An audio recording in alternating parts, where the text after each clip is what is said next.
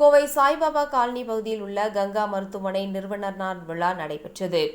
இந்த விழாவில் முன்னாள் உச்சநீதிமன்ற தலைமை நீதிபதி டாக்டர் சந்திரசூட் சிறப்பு விருந்தினராக கலந்து கொண்டார்.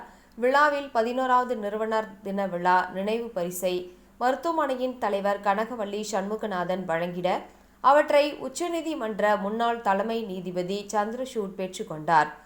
தொடர்ந்து விழாவில் பேசிய உச்சநீதிமன்றம் முன்னாள் நீதிபதி சந்திரசூட், அரசியல் அமைப்பு சட்டம், குடிமக்கள் மனப்பான்மை மற்றும் சமூக நல்லொழுக்கம் நாட்டிற்கான ஒரு தார்மீக வழிகாட்டி என்ற முக்கியமான தலைப்பில் பேசினார்.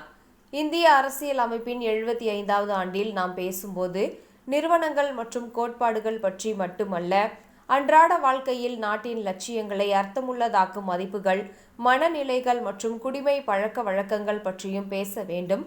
குடியுரிமை சட்ட அந்தஸ்துக்கு அப்பால் சென்று ஒருவருக்கொருவர் நமது உறவையும் குடிமை நல்லொழுக்கத்தையும் வரையறுக்க வேண்டும். குடிமக்கள் தனிப்பட்ட நன்மைக்காக அல்லாமல் பொது நன்மைக்காக செயல்பட வேண்டும்.